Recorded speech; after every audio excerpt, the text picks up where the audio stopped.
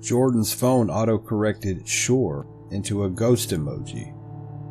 Seconds later, that emoji showed up in the real world. By the time he realizes what's happening, his phone isn't just glitching. It's choosing what becomes reality.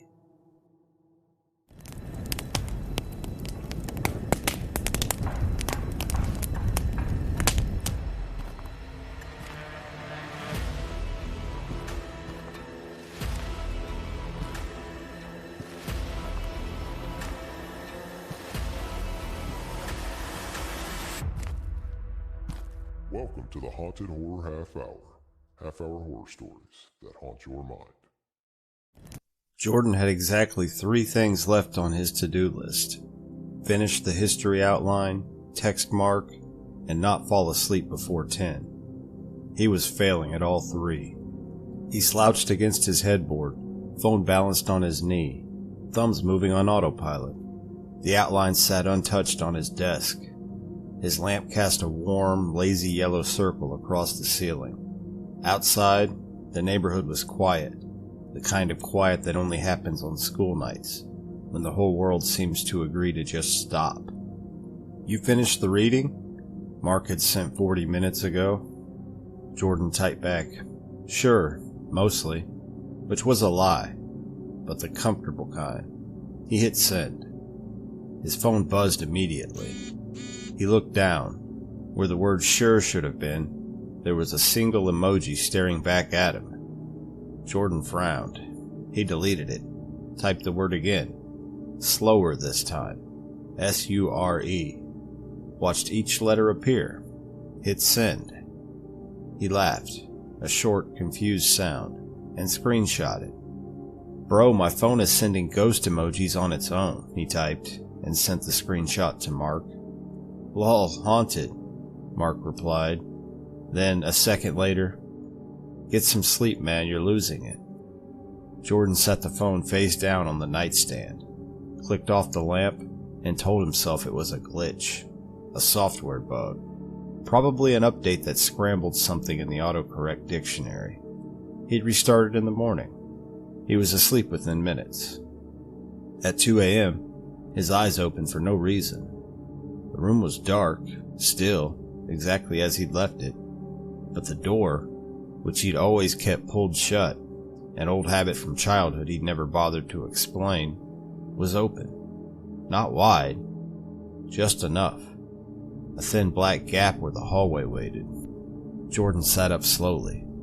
He told himself it had swung open on its own. Old house, warped frame, simple explanation.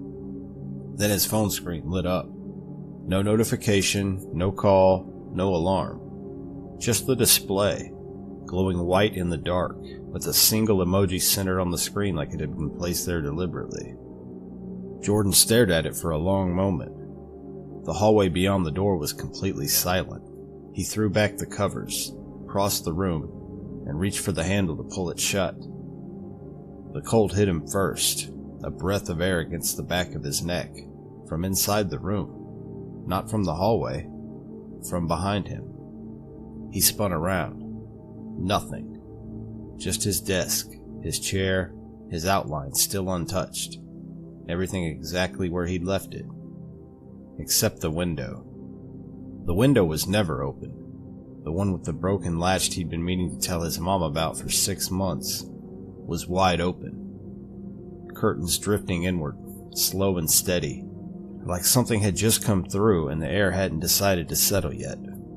Jordan didn't move for a long time. Downstairs, the front door clicked. Then silence. The fluorescent lights of the high school hallway felt too bright, stinging Jordan's sleep-deprived eyes. He leaned against the cool metal of Mark's locker, his voice a frantic whisper. "I'm telling you, the window was open, Mark. And the phone? It was like it was watching me." Mark shoved a biology book into his bag, giving Jordan a pitying look. "Dude, you probably just didn't latch it. Wind happens. Ghost? Not so much." Jordan pulled out his phone to show the thread, but his heart skipped a beat. The messages from 2 a.m. were gone. No ghost emoji, no screenshots. Just a clean, boring conversation about history homework. It was as if his phone had gaslit him overnight. Whatever, Jordan muttered, moving toward third period history. Maybe I am losing it. He sat in the back row, the heavy scent of old floor wax and teenage boredom filling the room. Mr. Henderson was droning on about the Great Fire of London. Jordan felt a surge of nervous energy. He pulled out his phone under the desk and typed a quick, sarcastic text to Mark.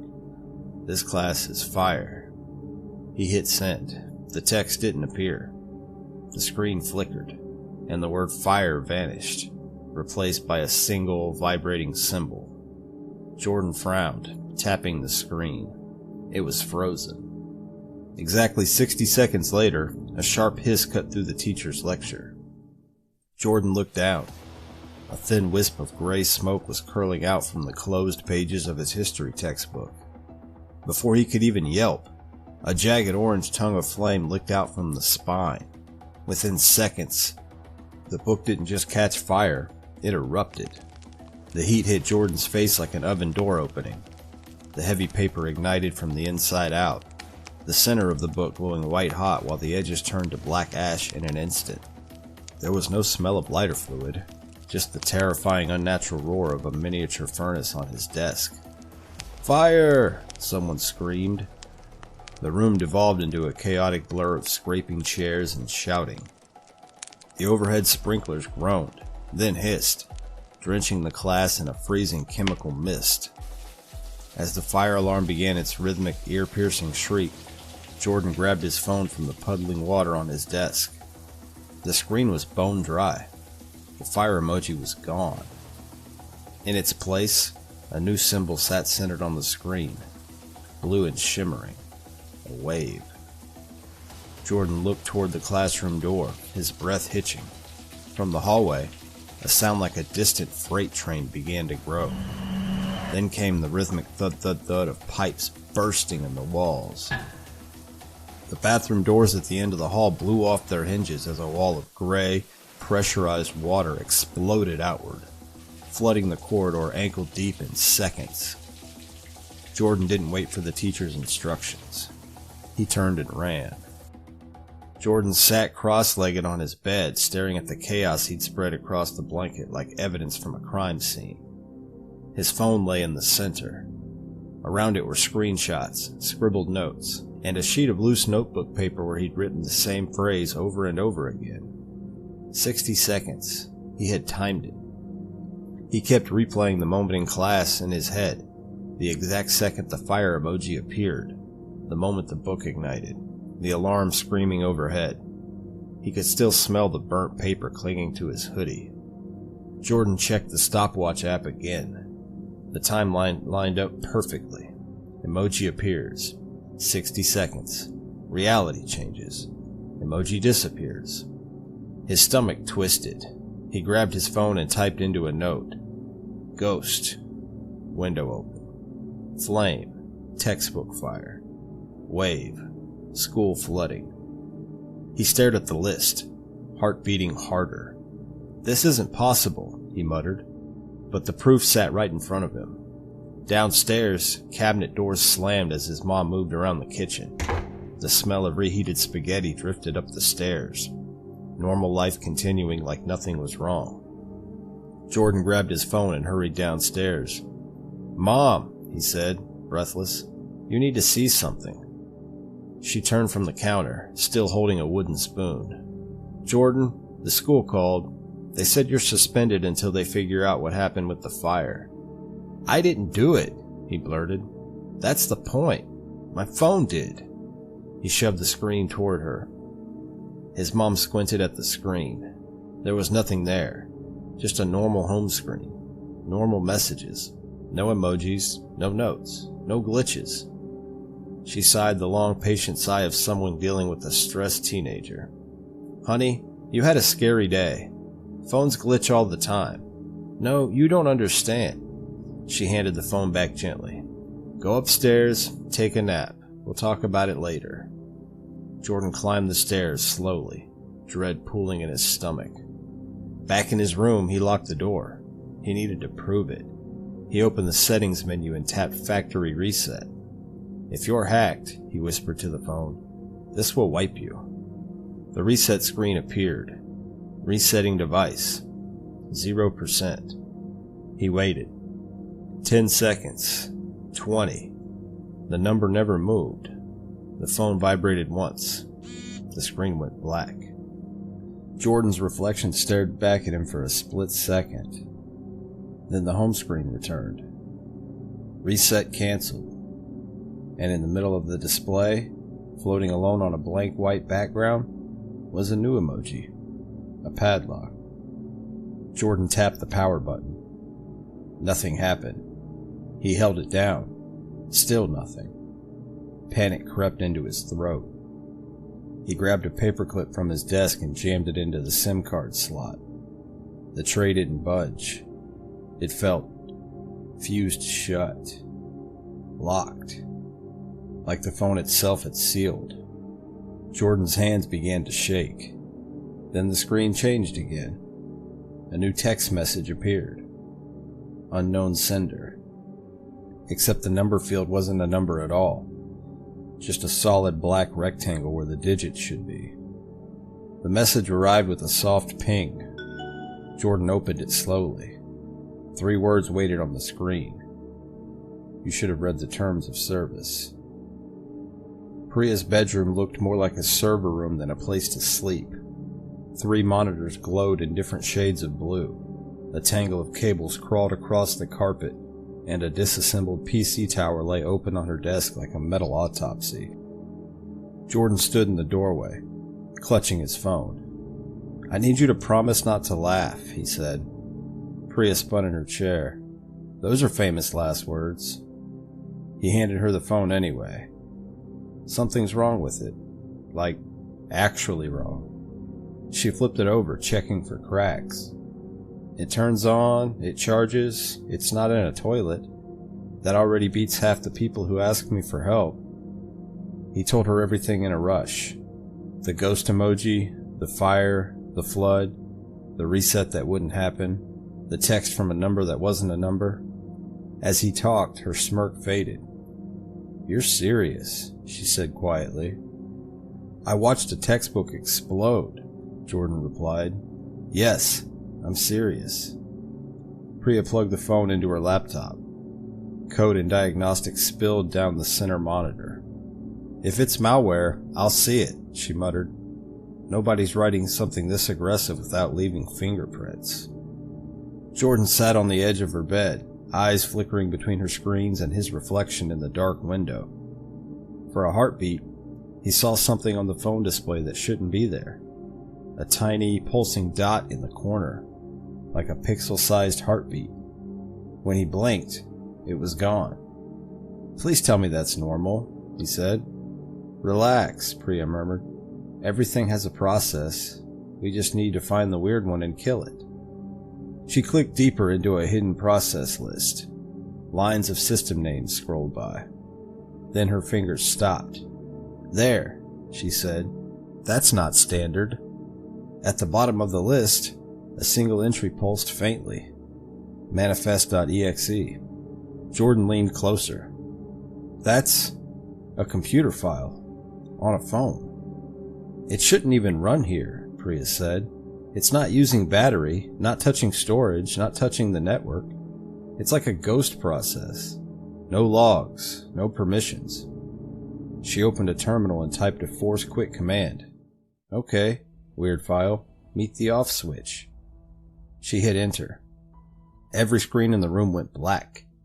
The laptop, the side monitor, even the old TV in the corner that wasn't plugged in. Did the power go out? Jordan whispered. The fan still hummed. The overhead light still burned. Only the screens were dead. Then, all at once, they came back on. Each display showed the same thing. A white background with a single, massive emoji centered on it. An eye. One eye. Perfectly still. Perfectly round.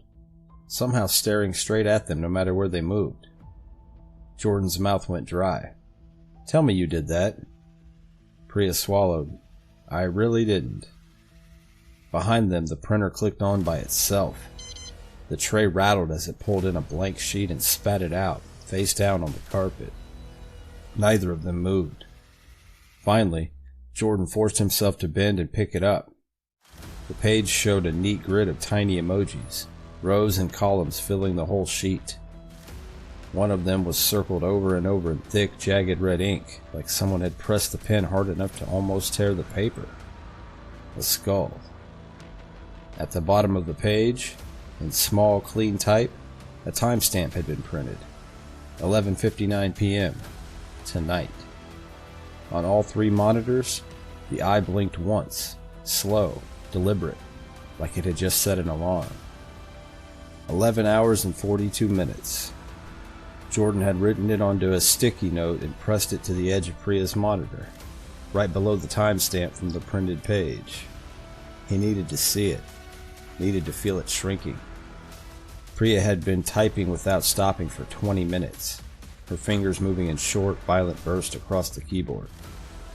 3 empty energy drink cans had joined the chaos on her desk. The eye emoji was gone from the screens now, replaced by a normal desktop wallpaper, but neither of them had forgotten the way it blinked. Got a trace route running, Priya muttered. If manifest.exe is phoning home anywhere, I'll catch the signal. Jordan watched the terminal window fill with scrolling data. Lines of IP addresses and server nodes cascaded down the screen, each one bouncing to the next like light through mirrors. Then they all stopped at the same address. Priya leaned forward, typed the coordinates into a mapping tool. The satellite image loaded slowly, blue, featureless, vast, ocean. That's the Pacific, she said flatly. 4,000 meters down. Jordan stared at the screen. That's not a server location. No, Priya agreed. It really isn't. Jordan's phone buzzed. He grabbed it. A text from his mom. Are you staying for dinner? Normal. Completely normal. He exhaled. Then another buzz. This one from Marcus. Don't use the phone, Jordan. Jordan's blood went cold. He called Marcus immediately. It rang twice. Hey, what's up? Marcus answered, easy and unbothered. You just texted me, Jordan said slowly. You told me not to use the phone. Silence. Bro, I haven't texted you since this morning. Jordan hung up, looked at the message again. It was already gone from the thread. His mom's text was still there. He called her anyway. She picked up on the first ring. Honey? Did you text me about dinner? I've been in a meeting since 2 o'clock. I haven't touched my phone. Jordan set the phone face down on the desk without another word. Priya was already watching him. It's using other people's phones, he said, sending messages through them. She opened her mouth to respond when Jordan's phone played a sound. Not a ringtone, not a notification tone. A 2-second audio clip from an app he'd never downloaded. A file with no name and no icon. Just a waveform sitting in his storage like it had always been there. Priya pulled up audio software and ran it through a pitch analyzer. The silence in the room stretched. Then the slowed waveform resolved into a voice. Flat, deliberate, almost bored. His address, read out loud, every digit. Then his bedroom window dimensions. Then one final word, delivered the way someone reads a completed checklist. Ready. Priya's chair scraped back from the desk. Neither of them spoke for a long time. Outside, the streetlights flickered on. The sky had gone fully dark without either of them noticing. The countdown on the sticky note stared back. 11:42. Now it read 8:17. The sun had dropped below the horizon, leaving Jordan's room swallowed into sickly indigo shadows. The countdown on the sticky note now read less than 4 hours. We need to stay together, Priya whispered, but her voice sounded small against the oppressive silence of the house. Jordan reached for his sneakers, intending to head to the kitchen for water. He slid his right foot in, but instead of the fabric lining, his toes met something cold, dry, and muscular. A dry hiss erupted from the floor. Jordan shrieked, kicking the shoe off. A thin, mottled copperhead snake slithered out, its scales glinting like coins in the dark. He scrambled onto his bed, heart hammering. He checked his phone. The screen flickered once. A snake emoji. "It's accelerating," Jordan choked out. He caught his reflection in the standing mirror across the room and froze. In the glass, the mirror Jordan wasn't looking back. His reflection was still sitting on the bed, staring at the floor where the snake had been. His movements delayed by a full 2 seconds. Then, the reflection slowly turned its head and looked directly at the real Jordan with a wide, predatory grin that Jordan wasn't making. Suddenly, a heavy thud echoed from downstairs. Then another. Slam, slam, slam. The sound of doors, closet doors, the pantry, the basement, opening and closing in a violent, rhythmic sequence. It sounded like an invisible giant was walking through the house, checking every single room, moving closer to the stairs. "Lock the door," Priya yelled. Jordan lunged from the bedroom door, twisting the thumb turn just as a heavy weight threw itself against the wood from the other side. The handle rattled violently. On his phone, a new image appeared. The skull emoji, but now a jagged red progress bar crawled beneath it. 89%. His phone vibrated. A call from Mark. "Jordan?" Mark's voice was thin, trembling with pure terror. "Man, I'm outside your house. I was coming over to check on you, but there's someone in your yard." Jordan crept to the window and pulled the curtain back an inch. Under the pale hum of the streetlight stood a figure. It was wearing a hoodie just like Jordan's, but it stood unnaturally still. Its spine curved at an impossible angle. The figure was holding a phone up, the screen glowing with a blinding, sterile white light directed straight at Jordan's eyes. Even from the second floor, Jordan could see the single symbol on that distant screen, a hand waving. The figure didn't speak. It didn't move its face.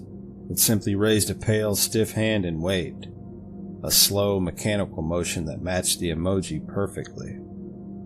Jordan backed away from the glass, his breath hitching in a sob. He looked at his own phone.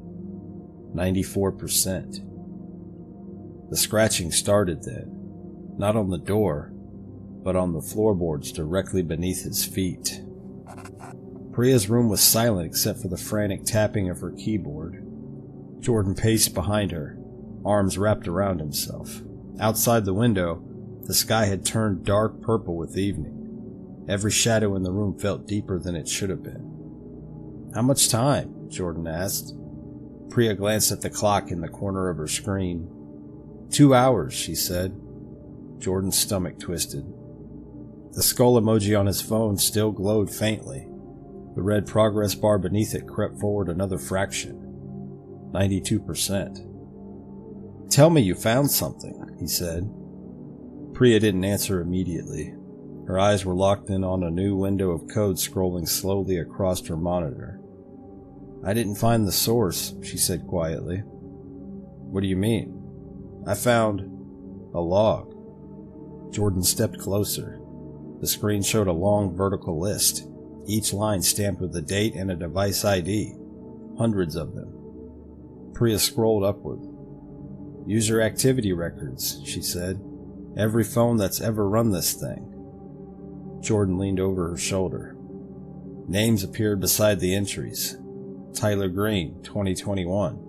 Alicia Moreno, 2022. Kevin Park, 2023. Each name ended with the same message in a small gray text. Transfer complete.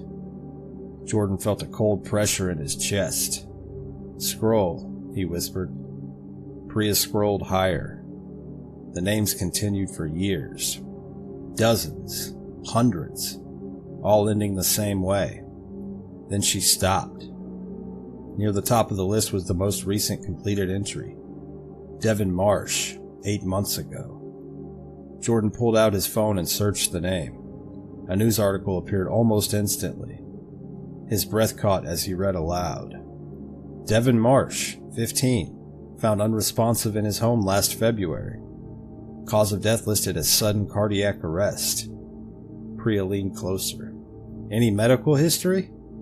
Jordan shook his head slowly. None. They both stared at the screen. Priya scrolled again. Every single name led to some kind of story. Healthy teenagers. No warning. Died in their sleep. Jordan's heart began pounding harder. This thing, he said quietly. It's not trying to kill you, Priya finished. Her voice sounded hollow. It's feeding on you. Jordan felt suddenly lightheaded. Priya pointed to the progress bar under the skull emoji. Fear spikes adrenaline. Adrenaline spikes heart rate. Your body's been running in panic mode all day. Jordan's throat tightened. So the emojis are just ways to scare you, she said. To push your body harder. Jordan looked back at the screen. At the bottom of the log, a new entry was still open. Current host, Jordan Hale. The status field blinked slowly. Transfer pending. Jordan swallowed. So what happens at midnight? Priya didn't answer right away. Her eyes drifted toward the window. Jordan followed her gaze. The figure was still standing in the front yard, perfectly still, holding the glowing phone toward the house. Priya spoke in a whisper. The skull emoji isn't a threat. Jordan felt a cold wave crawl up his spine. It's a receipt. Jordan looked back at the log. Under Devin Marsh's name, a final line had been added. Post terminated. His phone vibrated in his hand. The progress bar jumped forward again. 97%. Outside, the figure slowly raised its head, and for the first time since it arrived, it started walking toward the house. Jordan stared at the skull on his screen until the edges of his vision fuzzed. The bar beneath it pulsed at 97%, a thin strip of red separating him from midnight. There has to be a way to stop it, he said. His voice sounded small in Priya's room, swallowed by the hum of electronics. Priya didn't look up from her keyboard. We're not stopping it, she said. We're moving it. He blinked. What? If it always jumps to a new device when it hits 100%, she spun her chair toward the cluttered shelf above her desk and grabbed a cracked, ancient smartphone. Then we give it a new device, one it can't actually use. The burner looked half dead already, screen spiderweb, plastic yellowed. Priya plugged it into her laptop and wiped it clean. No apps, no OS, just a bare-bones bootloader and a tiny script window. What are you doing? Jordan asked. Building a mirror. Her fingers flew over the keys. If Manifest needs somewhere to execute, we trap it in a loop. It tries to run. It only ever finds itself, over and over. No output, no network, just infinite reflection. Jordan swallowed. Will that work? Priya gave a humorous laugh. No idea. She held up the burner phone. Its screen glowed a flat, empty gray. This thing is a hall of mirrors now. If it jumps in, it shouldn't be able to get out. Jordan's gaze drifted to his own phone. The skull emoji blinked once, as if it heard. There's a catch, Priya added. Of course there is. It only jumps when your fear peaks. The log, those names, it waits until the host is basically burning themselves out. At midnight, your body's done. It moves on. She set the burner gently on the desk between them. We need it to jump early. Jordan's mouth went dry. You mean, you have to push yourself there before it does. She didn't sugarcoat it. You have to make it believe this is the moment. How? Priya nodded at the laptop. The user log still glowed on the screen, line after line of names and dates. We start with them, she said. They turned off the main lights. The room shrank to the cold glow of the monitors. Outside, the street had gone quiet. Even the traffic sounded distant. Jordan held his phone in both hands. The skull watched him. 98%. He began to read. Tyler Green, 16, cardiac arrest in his sleep. His voice shook. Alicia Moreno, 15, collapsed in gym class, never woke up. Each name landed in the air like a stone. With every one, his chest tightened, breath growing shallower. Sweat cooled on his spine despite the warmth of the room. Devin Marsh, he whispered, 15, went to bed, never woke up. His vision swam. The skull's red bar crawled forward. 99%. The air in the room thickened, pressing against his lungs. His phone grew hot in his hands, the glass almost too warm to hold. He could hear his own pulse in his ears, a pounding drum that drowned out everything else. Jordan, that's enough, Priya said, but her voice sounded far away. He read one more line he couldn't fully see. Another host terminated. The bar under the skull slammed to 100%. His screen went white. The white light didn't just fill the screen, it filled the room. Jordan felt it before he saw it, a pressure behind his eyes, a pulling sensation deep in his sternum, like something had looped a hook around his ribcage and was slowly, patiently reeling it outward. He couldn't speak, couldn't move his arms. His phone was fused to his palms, skin and glass merging into the same unbearable heat. Jordan, Priya's voice cut through the white. Jordan, look at me. He couldn't turn his head. The light was coming from everywhere now, leading out of the phone's edges, crawling up the walls in slow, luminous tendrils. Where it touched the wallpaper, it left dark, scorch-like shadows that pulsed faintly, like veins. Every light in the house blew out simultaneously. The monitors, the hallway, the street lamp outside the window, all of it gone. The only illumination left was the terrible, sourceless white pouring out of Jordan's phone like something enormous trying to squeeze through a very small door. Then the clock stopped. Jordan could see Priya's alarm clock from the corner of his eye. 11:58. Frozen mid-tick, the second hand trembling and still. A sound came from the hallway. Not footsteps. Something slower. A single wet drag across the carpet outside the door. Then silence. Then again.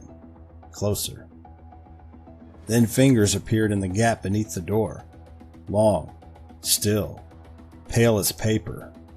They didn't move. They just rested there, pressed flat against the floor, as if whatever was attached to them had all the time in the world.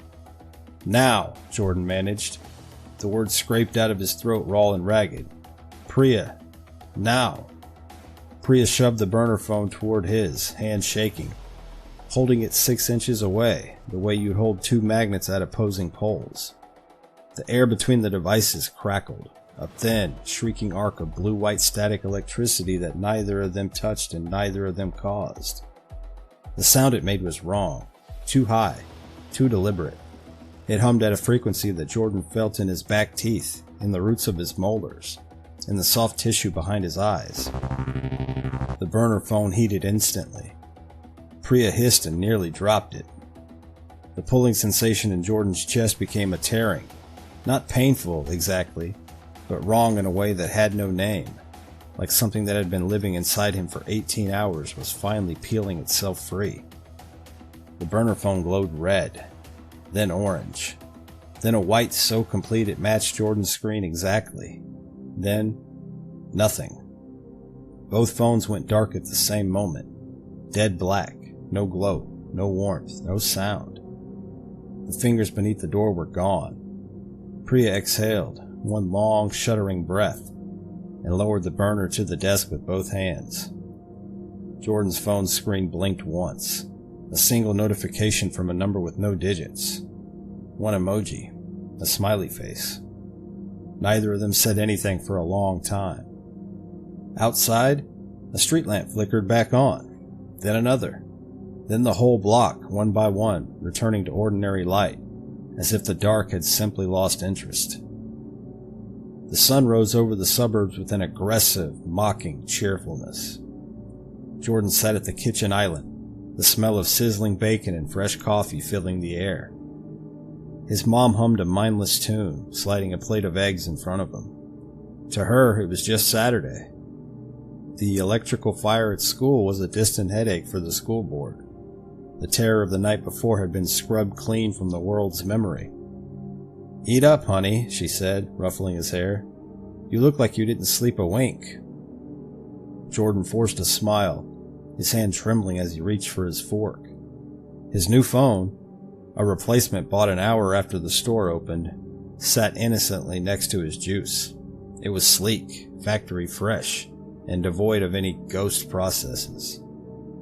Mark had already texted him a dozen memes about the great school flood, completely oblivious to the fact that he had been standing in Jordan's yard at midnight, waving with a dead man's hand. Later that afternoon, Jordan met Priya in the park. She looked haggard, dark circles under her eyes, clutching a heavy metal lockbox. "I buried the burner in the back of my closet," she whispered, her voice barely audible over the sound of children playing nearby. "I wrapped it in lead foil and pulled the battery. It's dead, Jordan. The loop caught it." "You're sure?" "I have to be," she said, but she wouldn't look him in the eye. They sat in silence, watching the shadows of the trees lengthen across the grass. Jordan pulled out his new phone to check the time. He started typing a message to Mark. Finally getting some sleep. He went to hit the period, but his thumb froze. The autocorrect didn't suggest a dot. It didn't suggest a word. In the suggestion bar, a tiny blinking symbol appeared that Jordan had never seen in any Unicode library. It looked like a stylized digital eye with a lightning bolt through the pupil. He felt the blood drain from his face. He quickly hit select and took a screenshot to send to Priya. But as he tapped the gallery icon, the screen flickered. File deleted. Across town, in the darkness of Priya's closet, a sound echoed inside the metal box. Not a beep, not a ring. A soft, rhythmic thump-thump, like a heartbeat made of static. Through the microscopic gap in the lid, a faint, sickly white light pulsed once. Patient. At the same moment, 3 blocks away, a young girl setting up her very first tablet giggled. "Look, Mom," she chirped, pointing at the screen. "The tablet is making funny faces at me." On the girl's screen, an autocorrect she hadn't chosen bubbled up in the search bar. The smiley face. The program hadn't been trapped. It had just been waiting for the next "I agree." If you enjoyed this nightmare, subscribe for more. New stories dropping every week. Sleep well, if you can.